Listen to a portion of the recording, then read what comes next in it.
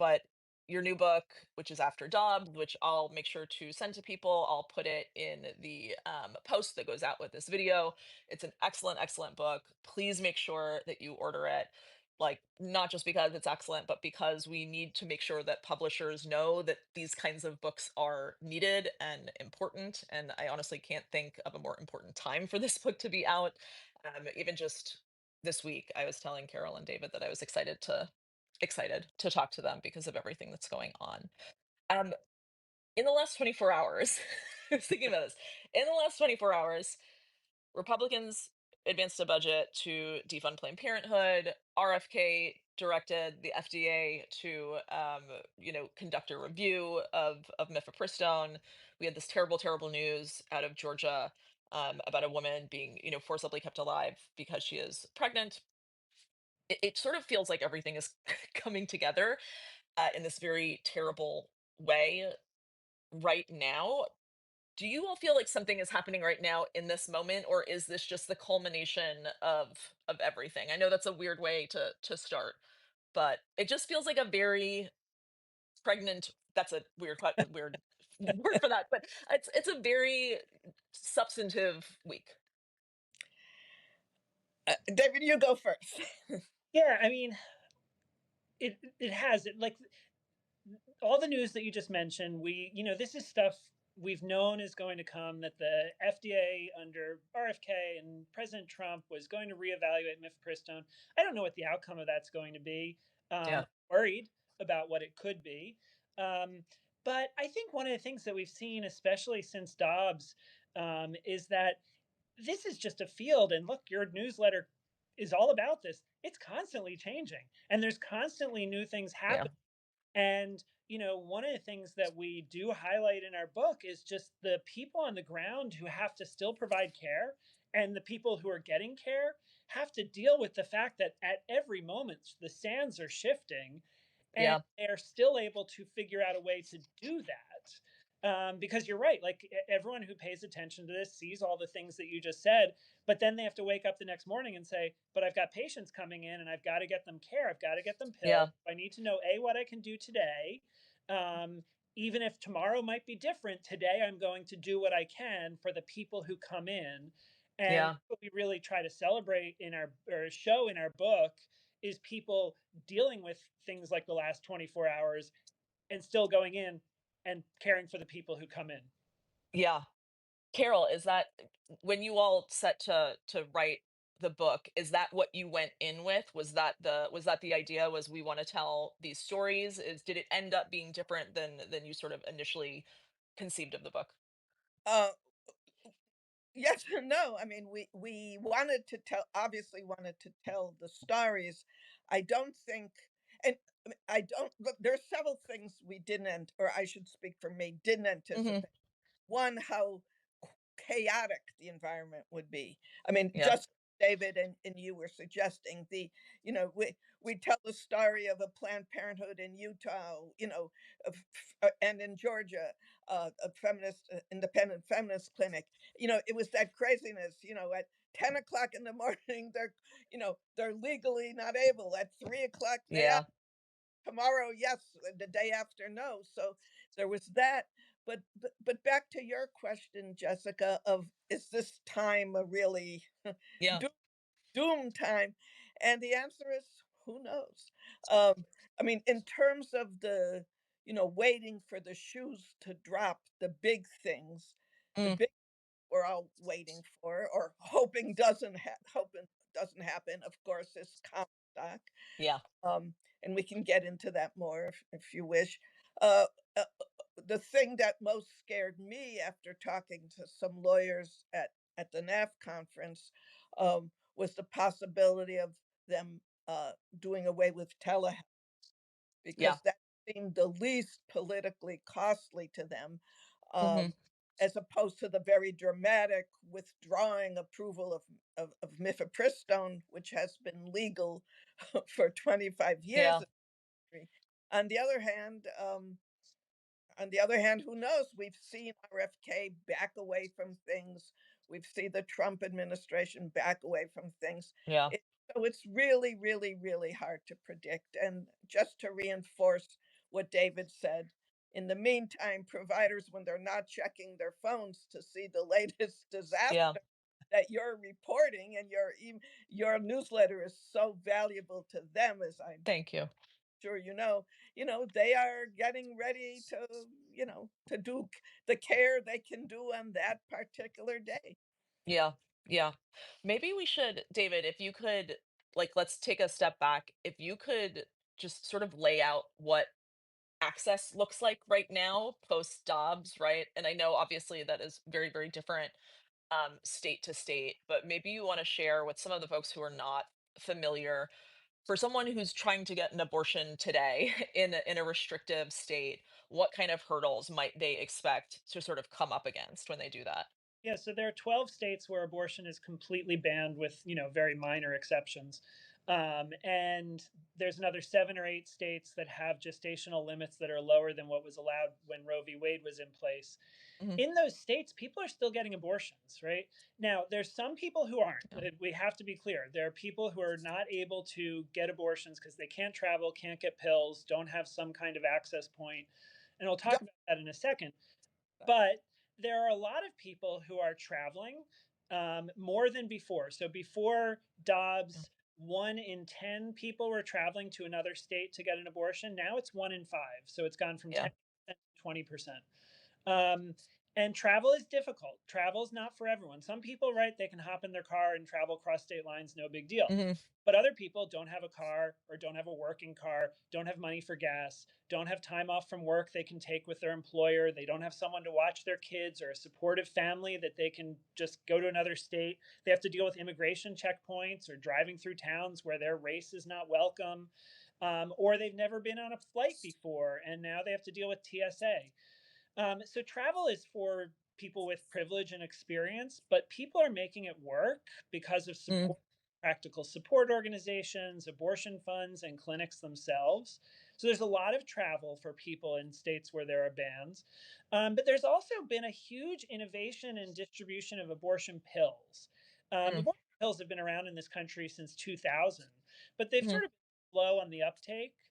Yeah. But it's really accelerated post Dobbs because there's been a lot of providers who have innovated with how to provide care in a lot of different states.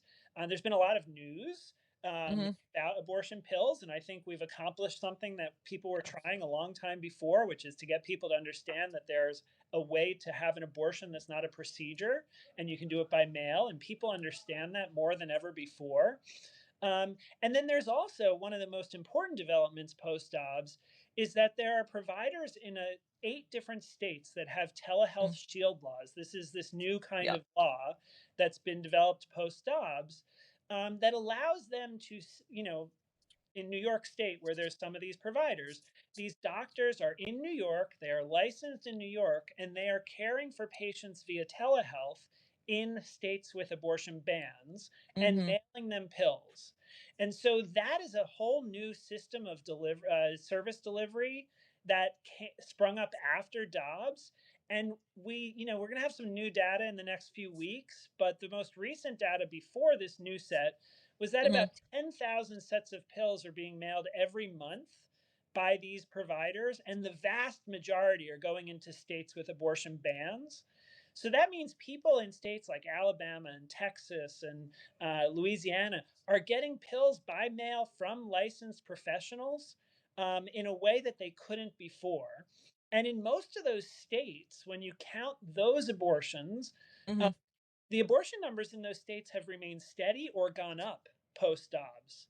Yeah. Uh, so, people are accessing pills that way. But then we've got the third group of people. We've got travelers, we've got pills, and then we've got Yeah. the third group, people who just aren't able to access it. They can't get pills for whatever reason. They can't travel. And we have seen increases in maternal mortality, birth rates, complications related to emergencies during pregnancy. And so, there are people who, even though abortion numbers have gone, Yeah. were stuck in those states and not able to get care, and they're the real victims of Dobbs. Yeah. I mean, I think that was probably surprising for a lot of people, right? That the abortion, that despite all of these hurdles, and this is to, like you said, it's because of telehealth, it's because of the adaptability of abortion providers and abortion rights activists that people are still getting abortions. In fact, the numbers have gone up. Carol, I don't know if you can speak to, besides telehealth, what do you sort of attribute that increase to? Uh, well, the things we discuss in the book, I mean, Yeah. the extraordinary determination, not just of the provider community, and we talk about people starting new clinics, taking a clinic across state lines. Julie Burkhart did this unbelievable thing of opening a clinic in Wyoming. I mean, the red Hmm. state possible. She's been in court ever since, but she is providing abortions as of today. But the other very important thing is not just the provider community, but it's the allies, it's the people in the funds, it's the Mm, people, it's the people who, at the national organizations, the National Abortion Federation has a hotline, has given away millions of dollars over the last couple of years. It's Planned Parenthood does the same. The local abortion funds do the same, mhm. and have been incredibly hardworking and creative. And one thing that I learned, that really amazed and delighted me when we did this research was learning about patient navigators. Yeah, It, I was gonna it ask about that. Yeah. it's not just a question of calling up a fund and them saying, "Okay, we'll give you 500 bucks." It is a level of, of detail that just blows my mind. We tell a story in the book about a, a doctor in the Midwest told us the story. Mhm. She said we were supposed to receive this patient, but we had a big snowstorm here. So the patient navigator, within hours, rebooked the patient to Las Yeah. Vegas, found her a hotel, made a schedule for her. I mean, a schedule for an appointment, got her, took care of everything. And I mean, that is simply mind blowing. Recently at the NAF conference, I heard a talk by one of these navigators, and Mm, she told us how she managed. As David said before, a lot of people who need this help have not necessarily been in an airport before. mhm. She told the story how she walked through somebody with who did not speak English. She did not speak Farsi. The patient took pictures, texted them to her. She would Wow. nod her head, "Yes, you're at the right gate." I mean that. I mean, so that's sort of how it happened that the numbers have gone up. Right. That's incredible. I think, for anyone who doesn't know about patient navigators, and please like chime in if I'm, these are the folks who are sort of handling a lot of the logistical work, the travel, the booking, maybe helping to, coordinate with abortion funds. They're just like really with all the moving parts, making things happen. And of course, navigators have always been around, but after Dobbs, obviously, this is a much different scenario. And I have to imagine that this is part of the reason that so many of the laws that we've seen, David, are targeting helpers specifically, right? That like there are so many of these restrictions or laws that are really going after abortion funds, that are going after any sort of community or individual support for abortion patients. Yeah, I mean the states that ban abortion, right? They have their goal was never to just make abortion illegal for doctors in Hmm. the state, right? They want to end abortion. They want to end abortion everywhere. Um, Yeah. so they are concerned and they're upset. Like, look, the anti-abortion movement caught its, it's like the dog that catches a car, right? They did, but then they didn't get what they wanted, right? They want abortion. Yeah. Ultimately, they want abortion to go down. They want it to end, and abortion has gone up. So you go to, I've heard from reporters, right? You go to some of their conferences and they're not exactly happy right now, Yeah. because they didn't get the result, that real result they wanted. So what can they do about that, right? So they can try and make it a criminal act to support abortion, to fund abortion, to help people travel across state lines. And we've seen a Hmm. lot of, the attorney generals in Texas and Alabama have been in court trying to defend policies about that. The Alabama attorney general lost. The Texas Attorney General, it's been some back and forth, and there's some new Yeah. bills there. But trying to criminalize people who help people get abortions in other states is really, the next thing. We're seeing some Yeah. proposals in Texas about that now in the legislature, because they know that people in Texas are traveling to New Mexico or traveling to Illinois, and getting abortions, or they're getting pills mailed to them, and they want to stop that. So, that is part of the frontier of the sort of next efforts. Uh, Hmm. but one quick story on the navigators. I think Yeah. one of the navigators that we talk, or one of the clinics we talked to, is in Illinois, and Illinois has really been sort of the star of the post-Dobbs story for abortion, because so many states around Illinois have banned abortion, so people are Hmm. just flooding into all parts of Illinois. One of the clinics, Hope Clinic, which is in Granite City, just across the river from St. Louis, they partnered with the Planned Parenthood, which is in the town next door, something Hmm. that indie clinics and Planned Parenthoods don't always do. And they had a joint patient navigator system, because so many people were flying to Illinois or driving to Illinois, and they were divvying it up among the clinics. You patient go here, you patient go here, here's the airfare, here's how to Yeah. drive, here's your hotel. And they did that jointly to assist the large number of people who were coming to Illinois. And that didn't happen before Dobbs, right? Like you said, there were patient navigators, but not at the same scale and not at the same cooperation level, and Yeah. fully integrated into abortion clinics. We've just seen that kind of sort of novel approach to care explode post R- Dobbs. right. I mean, besides, and this is a question for both of you. One of the things that you do in the book is you're talking about stories like this, and you're sort of laying out best practices for a lot of clinics and providers and activism. And I'm wondering if you can talk at all about any models for great pro-choice policy or legislation, or anything that states are doing right that you think is replicable, anything that you think that folks should be asking their lawmakers to do more of. Well, here in California, we have exactly what you're talking about going on right now. Hmm. I've got 3 emails today telling me to contact my California legislators. Um, Going back to the shield laws that David mentioned, Yeah. in both New York, and Massachusetts, and possibly in other states, I Hmm. can tell us if I'm correct or not. Um, when the providers send out the medications through telehealth, what these states have started doing is, rather than putting the individual name of the doctor who prescribed the pill, Yeah. they just say this is from, Massachusetts Abortion Project, for example.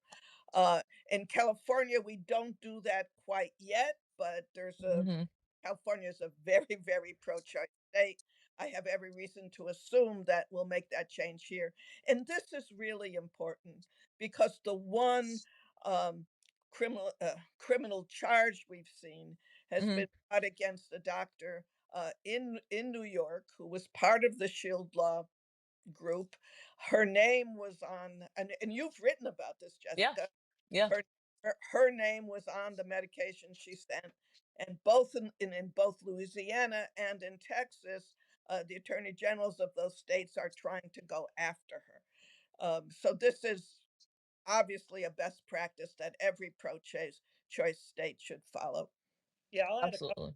I'll add a couple more. So one of the things that's been really amazing post Dobbs is that a bunch of these states that are pro-choice have done things that advocates have been asking them to do for decades, right?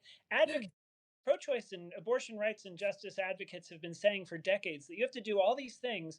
And the states have just been so complacent because of Roe v. Wade. But with Roe v. Mm. threatened or now overturned, a bunch of things happened. So one was the shield laws that we've talked about. Another thing is that states have taken inventory of their abortion restrictions and Mm. actually gotten rid of them. So for instance, Connecticut got rid of its doctor only requirement. Delaware got rid of its ban on Medicaid funding. States basically looked through their books and said, we're pro choice. We believe in abortion rights and access, but we actually have a bunch of things on the books that are problematic. So let's get rid of them. And again, advocates have been asking for this and lobbying for this for a long time, but finally, Yeah. legislators in those states paid attention. And then the other thing that I think has been really important is that a bunch of states have said, we're going to try and help abortion providers and advocates with money. because money matters. And so Mm, California, Oregon, New York, Maryland, I'm probably forgetting a couple other, have sent lots of money, if not tens of millions of dollars, to abortion providers and access funds to say, okay, Dobbs is overturned. People are flooding into our states. Providers need help. We are going to help them financially. And that mm, needs to keep happening because part of one of the things we talk about in our book is that one of the reasons abortion has survived to the extent that it's so much that it has post Dobbs is because of the attention and money donated and sent to help patients, help providers. And some of that's state funded money, and that needs to yeah. continue. The states that said immediately after Dobbs, here's $10 million to help with abortion training or travel, they need to keep doing that because we are not out of the woods, right? We're 3 years into this, and Oop, we need people to continue. We need providers sorry, to I have. am frozen. There we Uh, go. Sorry, David. I got frozen for a second. I missed like your last four Yeah, so words. basically, they need to continue to provide this kind of funding. This is not a one Yeah, deal. This needs to be, there are always going to be people needing help funding abortion or traveling for abortion or abortion providers with low reimbursement rates. The funding yeah. needs to continue. And so we've seen funding, we've seen getting rid of restrictions, shield laws, right? These have been really great developments in a lot of states because of Dobbs. Yeah. Linda Prine, who we love, chimed in chat that New York just got rid of its reporting requirements, which I did not know. So thank you, Linda, for letting me know that. I will definitely report on that. One restriction I have to mention because been on my mind a lot lately, that we're not seeing states really get rid of to a large degree is parental notification and consent, Yeah. right? Like that's the one holdup. That's the thing that a lot of Democrats are just not willing to touch because they think it gives ammunition to conservatives who are sort of obsessed with this parental rights rhetoric. Um, you know, Carol, I mean, and David too. Like, what do you think the hurdle is there? Do you think that's a hurdle that we're going to cross? Do you see any movement on this, or do you think we're just going to sort of continually see um, lawmakers shying away from doing away with parental involvement laws? Well, there is. I mean, your listeners should know there is a judicial bypass. I mean, in places in those states where there is a parental notification, Sure. they have that. In some places, it works actually quite well. In Mm, other places, it's a disaster. mm, The choice judges recuse themselves, and the anti judges. I actually am not terribly hopeful that it will yeah. change. It's really important. It's really unfortunate. I mean, the irony is that sometimes when parents try to help, they are very viciously gone after. So, for example, Mm, it's not just the doctor uh, from New York who sent pills to Louisiana. If I'm remembering correctly from what you've written, Jessica, it, yeah. it's the state has also gone against the mother in Yeah. Louisiana. Um, so it's a very complicated issue. Most teens do tell their parents. The ones who don't have very good reasons often. So Mhm. yes, it's a long-standing problem, and I'm not hopeful in the Yeah. short. Yeah, you're right that in Louisiana they did go after the mother. They have not they've charged her with criminal abortion charges. They have not charged her with coercion, but their like talking point is that she coerced her daughter into ending the pregnancy, which I find just so annoying and absurd that it's a legal coercion if you are giving your daughter abortion medication, but it is not coercion if you are forcibly preventing them from getting an abortion. It just doesn't make any sense to me. um, I want to make sure that we have a little time to talk about telehealth. We hit on it a little bit, and to talk about Comstock. I know that this is like the thing I think that is like hanging over a lot of our heads. Um, David, maybe you can talk a little bit about what does access look like if telehealth goes away? So, right now, um, it's about two-thirds of abortions are with abortion pills. And I think Mm, it's about 20% that are via telehealth, um, meaning that someone doesn't have to come into a physical office and they can get the pills mailed to them. yeah. This was a big change during the Biden administration. Previously, you had to pick up pills in person, even though you didn't have to take them in person, or at some point you did, but you Yeah. didn't have to. You had to be there in person just to get pills, even though you could get other pills by mail. This was a big change, and the anti-abortion folks don't like this at all because it does enable some of the things we've talked about, right? With mailing pills into states where there are abortion bans. And so the anti-abortion movement is really hoping that they can get rid of this kind of telehealth for Mhm. mifepristone. It's sort of, if that happened, I don't know exactly what would be the result because Mhm. the other drug in the abortion medication abortion, misoprostol, is not regulated in the same way, and it is effectively used for abortion around the world by itself. Now, it's a Mhm. longer process. There can be more bleeding. Someone might think that it hasn't worked when it's just going to take a little more time. So it's not an easy switch, but Yeah. provide a switch to mailing misoprostol, Mhm. because that if the FDA says you can't mail mifepristone. Now, if Comstock's a federal Yeah. law that says you can't mail anything that produces an abortion, and there are reasons to believe it was never intended to apply to abortion between Right. a doctor and a patient, Well. but the anti-abortion movement is advancing this really strict interpretation that would say you can't mail anything that can cause an abortion. Right. And so that would threaten mailing any abortion pills, but it could also threaten mailing anything that can produce a procedural abortion, because those things are Right. also mailed or through express mail. And so the federal government has this law on the books. Comstock is from 1873, but it hasn't been repealed. And the anti abortion movement has been putting a lot of pressure on President Trump and his attorney general, Pam Bondi, to Mhm. enforce this law the way they want. So far, that hasn't happened. Will it happen again? I don't know, but they have certainly, seem like uh, they don't have the appetite for it right now. Will they have the appetite for it 6 months from now when they're not trying to do all the other horrific things they're doing in the world right now? I don't know. But that's certainly, to me, that's the number one thing I'm the most worried about for the next 3.5 Yeah. years is Comstock being applied by them in that way. But it hasn't happened yet. And I think that's Yeah. important to say, right? Like, Yeah. they've tried a lot of things, they've pushed a lot of theories, and a lot of them have not worked, right? So, for instance, this lawsuit over mifepristone, it was filed Yeah. 2.5 years ago. Um, that has not resulted in a single second of changing of mifepristone's availability. Yeah. This is what they've poured their time and effort into, is Yeah. restricting mifepristone in this lawsuit, and so far it has been a complete and utter failure on their part. And in fact, it's probably done the opposite because it's increased people's awareness of mifepristone, because it was on the front page of newspapers Right. for a year and a half. It went Right. to the Supreme Court. Everyone's like, "Oh, what's mifepristone?" Now they know. Now, again, that could change. The judge could have an order that's held up by the higher courts. We don't know. But so far, that strategy has really backfired for them. Mhm. And so the future may restrict abortion pills in a way we haven't seen yet. But so far, abortion pills are winning.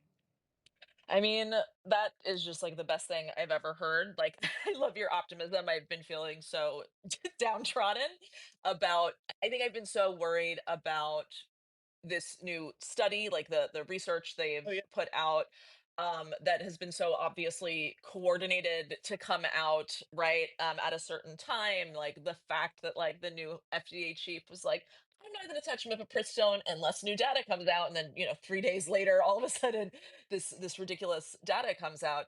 Um, but even that, it feels like I was sort of bummed that we didn't see a lot more press about what bunk it is. Like I felt like we sort of needed to make it a little bit more toxic for Republicans to come out and support it. But it also seems like you said, there just doesn't seem to be a huge appetite here for it, like, and it not in terms of, like, the big sweeping things, anything that they could say they're reversing mifepristone, and they're gonna enforce Comstock. It seems like there is this understanding, um, that it's extremely unpopular, that abortion bans of any kind are extremely unpopular. Um, what So if they did, let's say this study is effective in some way, and the FDA says we're going to roll back access. What does that? What are the? Can you explain to people maybe a little bit, Carol or David, what those like pre-Biden era restrictions on abortion medication looked like? What that was all about? Yeah, David, you're the lawyer. Yeah. So basically, the real one that they want to go after is requiring people to go into the clinic to Yeah. get pills, or into the doctor's office or medical practitioner's office to get the pills and pick them up in person. That was a Hmm. restriction that was placed on the pills from the very beginning. Yeah. Not supported by any medical science, medicine, or science. They are incredibly safe, incredibly effective, much safer, more effective than most other drugs that have no restrictions like this. But because of politics, these restrictions have been placed on it. You have to pick up the pill. You have to have 3 visits: a previous visit to getting the pills, a visit to get the pills, and then a visit 2 weeks Yeah. later for a follow up. Also, not put on any other pills or medicine. So basically, they want to go back to that regime and then ultimately go back to the regime before it was approved. Now, Hmm. if they were to do this, there would be lawsuits. This would be held up in court. I don't think it would take effect immediately because Hmm. it's a high bar to change this kind of thing. Now, ultimately, what would the Supreme Court do? I don't know. But I'm pretty confident lower courts would say that they can't make these changes because they're not supported by science or evidence. So this would be long, drawn out litigation.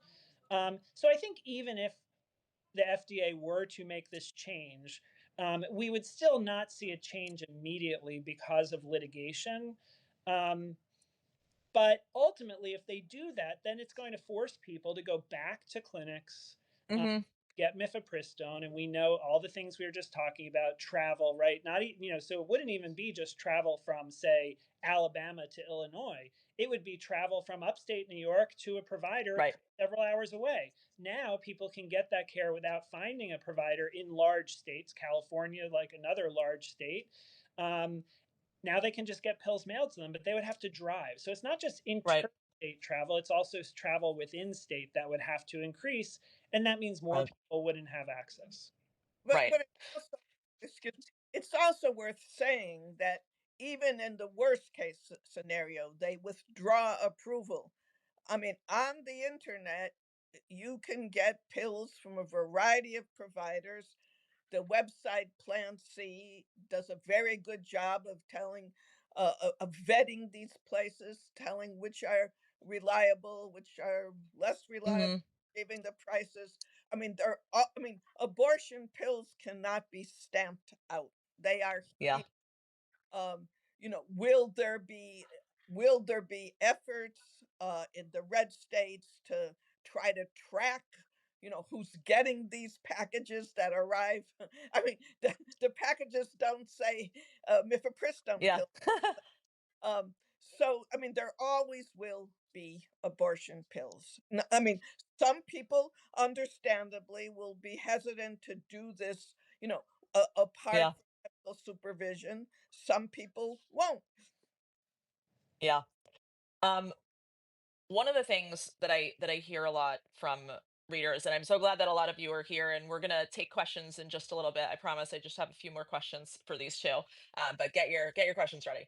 Um, One of the things I hear a lot from people, obviously, is how overwhelmed they are. Like the attacks, or we're just being inundated, right? Like there's so much happening. They're not always sure what they should be paying the closest attention to. Outside of the obvious stuff, like watching out for Comstock and restrictions on mifepristone, are there any issues in particular that you think are really important that are not getting the sort of attention that they deserve? And that's for both of you. Well, I would say the Trump administration freeing the anti-abortion activists who were jailed for their egregious activity, Yeah. Trump freeing them, I mean, implicitly suggesting they're heroes. And Yeah. but even more worrisome to me, um, the Trump administration saying it would not enforce the FACE Act, the Freedom of Access to Clinic Entrances. This was an extremely important piece of legislation passed during the Clinton administration that really cut down on the number of disruptive events at clinics. Hmm. And the Trump administration saying will only enforce it in quote extreme circumstances, by which I assume they mean somebody going in and God forbid shooting up a clinic. So in that sense, it strikes me it's really open season on the clinics, and that to me is very worrisome. Yeah, I mean, they did say that specifically. They said, we're not going to enforce this unless it's something extreme like a death, where they're literally like, unless someone gets killed, we're not interested. Unless you're pro-choice, in which case they want to use the FACE Act to prosecute you for graffitiing a crisis pregnancy center. Um, David, is there anything you wanted to add there? Yeah, so I completely agree with that, what Carol's saying. It's very concerning. The other thing that I think is sort of under the radar is something I touched on a little bit before, which is that um, the rage donations in the post-Dobbs era have been drying up.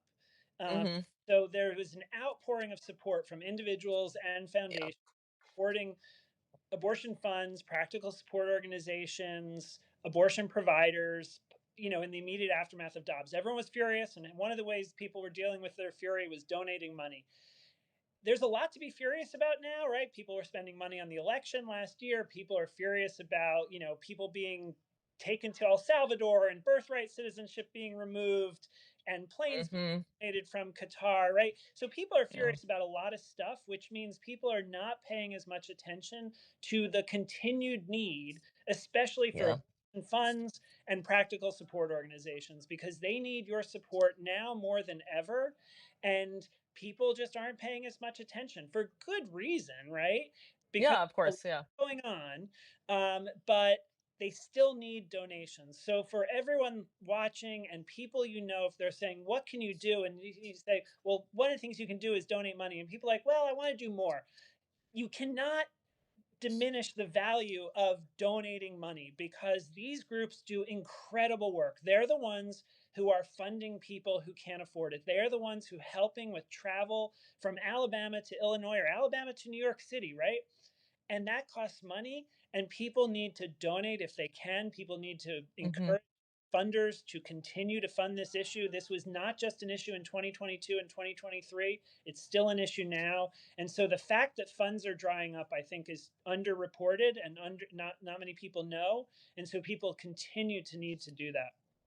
No, I think that's incredibly, incredibly And, important. And and I just tell people, sorry, Carol, go ahead. well, no, what you were saying was really important. If you were reinforcing the need to give money, I want you to finish the sentence. Sure, I was gonna say, I also hear from a lot of people who say, well, I want to do more than give money and I want to volunteer. And I just try to remind them, you're not gonna have anywhere to volunteer if Yeah. if these places go away. There's not gonna be a place for you to lend a hand if they Well, can't stay up and operational. yeah, well, what I was going to add to what you and David said is that I think a very important um, benchmark for all of us in this world is to look at the next figures that will come out from the We Count project. The We Count Hmm. project is, I mean, one of the co-chairs is my colleague UCSF.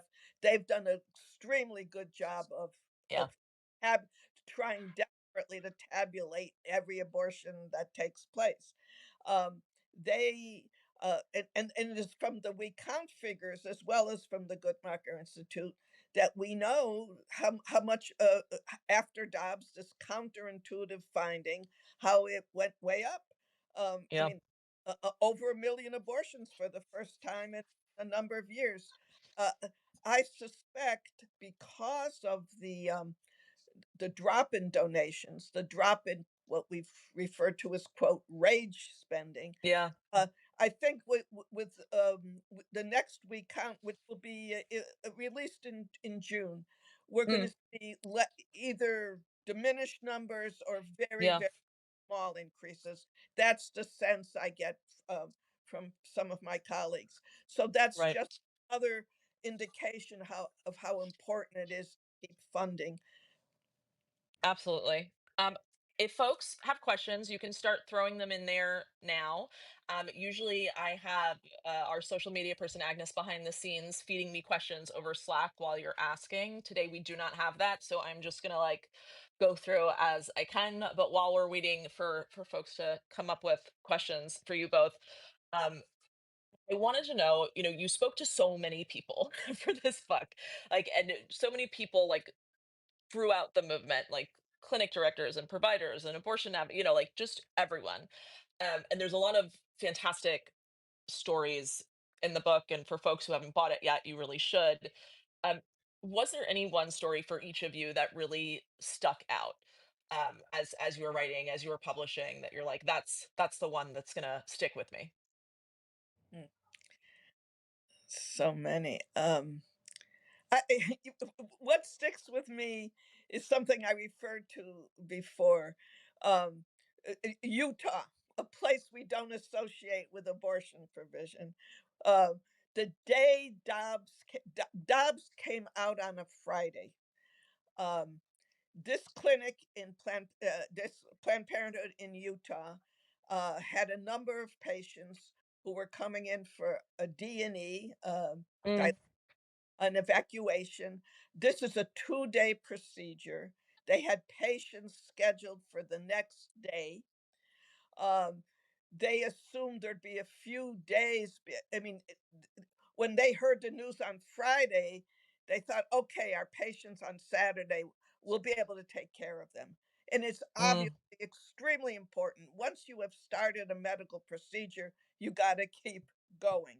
But the Utah was so eager to get rid of abortion that they immediately put in a ban that Friday night. Um, the Planned Parenthood consulted with the lawyers, and the lawyers said, you know what, you started it, so you're okay about finishing it. So they took care of those patients. On the other hand, they had a bunch of patients also scheduled to come in Saturday. Um, hmm. Utah has a 72-hour waiting period. That's 3 days. Um, a lot of people from out of state had gone through contortions to be able to arrange that. And now what's going to happen to them?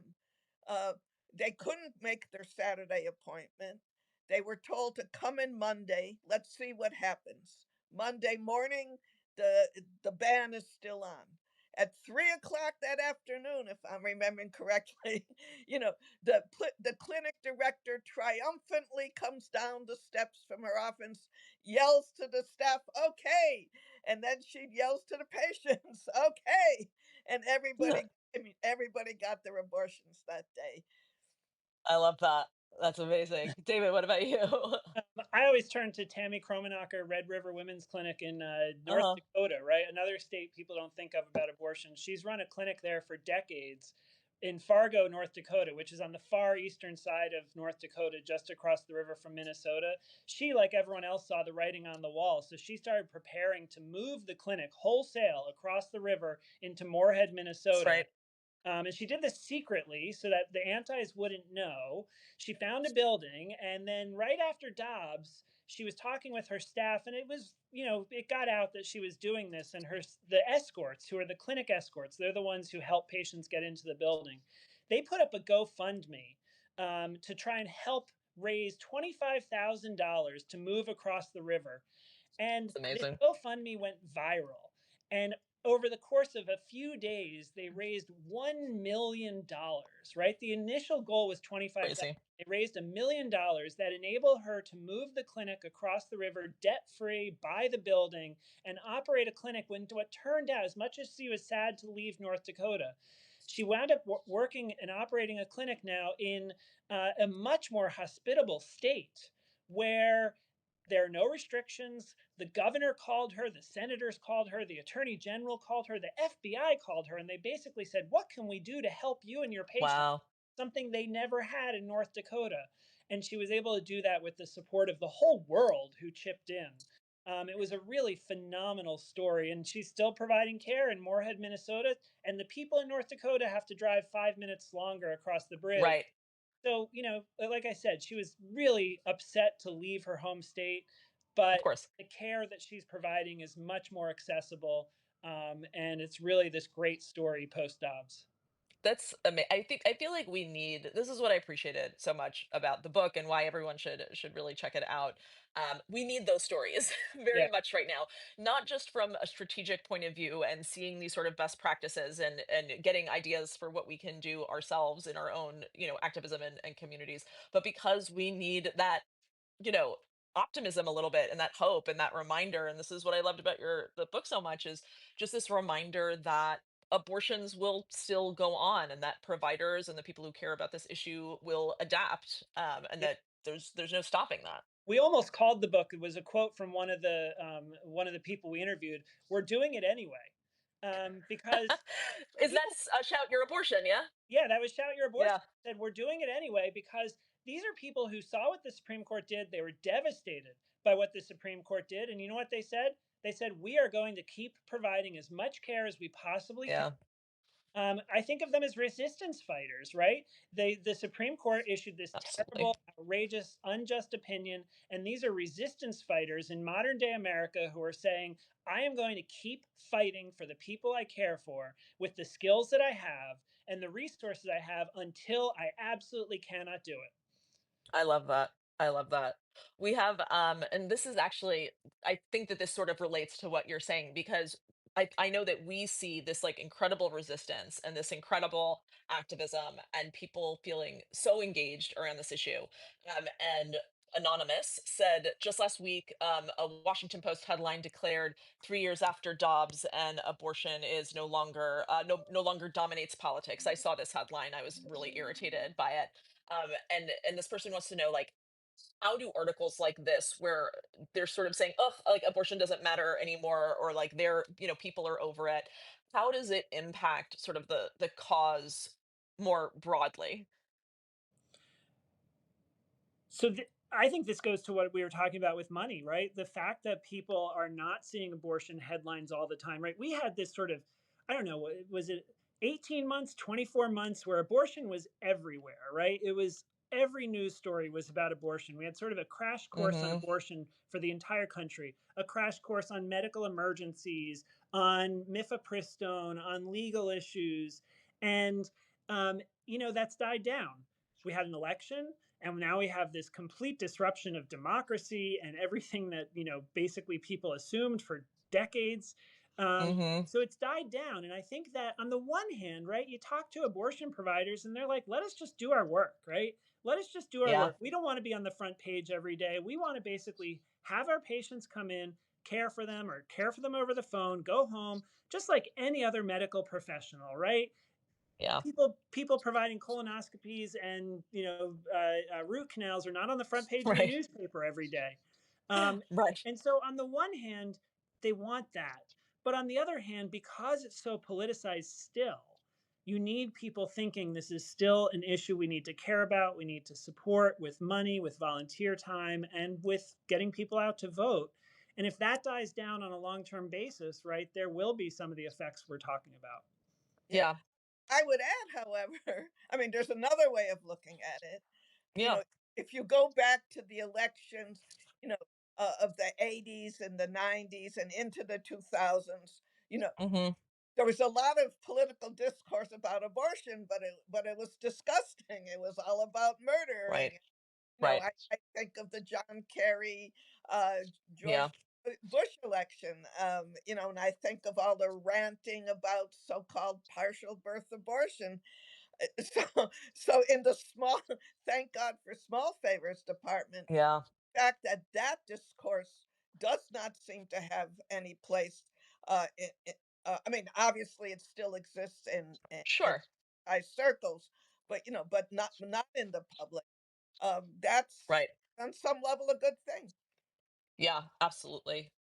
Someone has a question. I don't know the answer to this. They had a question about virtual mailboxes and how would, I don't know what a virtual mailbox is, to be honest, but how potential restrictions on telehealth would impact virtual mailboxes. Can you all answer that? Yeah, so there's a bunch of different ways people have been able to order pills, and not have them traced to their home address. People use PO boxes, they use drop boxes at stores like FedEx or Staples. Hmm. And so you can get things mailed to places that aren't your home I through see. different ways. And then there's mail forwarding, right? So you can have something mailed to a certain address and then forwarded from that address. So it's not immediately sent to an address in Texas. Right. And so people are using that. There's some questions about legality, and some people Sure. don't advise that. But Plan C Pills has a lot of information about this. And Hmm. so do some other places about different ways to try and protect your identity if you are ordering Right. pills. Um, and it's just, this stuff is hard to crack down on, right? If you think of it in other settings where we have tried to stop um, drugs from getting people having access to them, it's been a complete failure for half a century Yeah. or longer, right? Now people are going to jail and have gone to jail, and that's disproportionate based on race and socioeconomic status. But the reality is, nothing we've done has stopped drugs from other kinds of drugs. And so when you're Sure. talking about abortion pills, it's the same thing. People are going to find ways to get them. Um, and if it's not the same, the ways we're talking about today could be very different in 2 years, but people will Hmm. find ways. Yeah. Are we worried though? How worried are you both about criminalization of patients specifically, right? And that increase, like especially as if we see further restrictions and people just continue to do it anyway, right? We've already seen, and this happened, before Dobbs, where people are getting arrested, and it tends to be the most marginalized folks. For They won't be charged for ending their pregnancy; they'll be charged for seemingly unrelated crimes, like just they disposed of a corpse the wrong way, whatever it is. How worried are you both about an increase in that sort of targeted criminalization? Um, I am worried. We've already seen, I mean, thanks to your newsletter, we have already seen a lot of that. Hmm. Uh, we've a number of states. I mean, here's something that's quite concerning to me. I mean, there's a newer tendency in the anti-abortion movement, are so-called abortion abolitionists. And what makes them very interesting from a sociological point of view is how Yeah. different they are from past mainstream anti-abortion movements. The talking point for many years of the anti-abortion movement is, women also are the victims. We're Yeah. going to be the providers. The abortion abolitionists say no, women are murderers. And what's really bizarre, and I have to say surprising, even though you would think I would be beyond surprise at this moment, they've Mm. really impact on state legislatures. A number of states, I forgot Yeah. exactly how many, have actually introduced legislation in the state legislature saying, women who have abortions should be Hmm. charged with murder. Now they haven't passed yet, but the fact that that's out there, um, I mean, I think does give us a very worrisome look at the future. Things Yeah. that It's been. one moment seemed bizarre and that could never happen. Just like all these people for many years who said they'll never get rid of Roe. Well, they got rid of Roe. Will they charge women for murder? It seems hard to think they will, but they could. Yeah. I think, just one quick thing to add about that. I think the criminalization stuff is really particularly problematic because of the racial dynamics here, right? Who is more likely to be Yeah. criminalized? We know in this country who that is, right? Black women, women of color, poor women.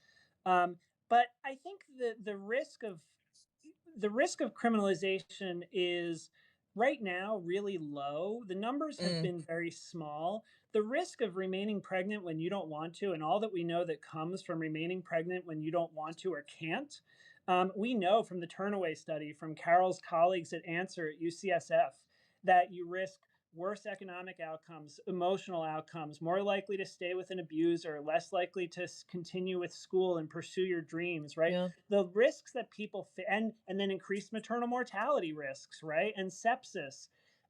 So the risks of remaining pregnant when you don't want to or can't I think right now, and this could change in the future, but right now far exceed the risk of criminalization. So, one of the worst things that could happen is that people get scared from criminalization Mm. and say, okay, I'm going to stay pregnant, but I don't want to. And that would be really problematic because there are providers out there providing care and there are ways to get pills. I think that that's a really great point. And one of our commenters, Maryland brought that up and asked us to address like the fact that it's vastly more dangerous to be pregnant than to have an abortion. And I think that that point is really well taken. And I'm sure also that's part of the strategy, right? When they're passing these laws about, you know, criminalizing the helpers, criminalizing community support. Part of the point is to terrorize people and make people too afraid to help each other Yeah. and make patients too afraid to get the care that they can get. So I think that that's a really important point. I want We are to. going to start to wrap up soon. Sorry. Oh, I just want to quickly add one more thing to. I'm glad David brought up the Turnaway study and the Mm, effects of not getting an abortion when you want one. One of the most interesting findings to me was women who didn't get the abortions they wanted compared to those they did had less bonding with the children they had. yeah, yeah. I hope we didn't lose David. I see a little audio thing going back There and he Um, forth. is. Oh, there you yeah, here are. I am. That was funny. That's okay. We're gonna start to wrap up anyway. For folks who weren't here at the beginning, the book is After Dobbs: How the Supreme Court Ended Roe, but Not Abortion. If you have not ordered it yet, please do. It is excellent. I will make sure to include a link when the video goes out to the whole list later tonight. Thank you both so much for coming on and talking to me and sharing all of these great stories. I think people really liked hearing them and sort of needed that boost of hope and energy. Well, well, thanks very much for having us, and thank you, Jessica, for the invaluable work you do. Really, thank you so much. Yeah, agreed. Thank you. What you've done post-ops has been so essential, and I really appreciate the platform for this book, and also to tell the story, like I said, of these incredible resistance fighters that are all over the country right now and doing the work every day. They really need to be celebrated. I love that. I love it so much. All right, everyone, have a good night. I will see you on the other side of all of this, and I will send a video out soon. Thank Good you. night.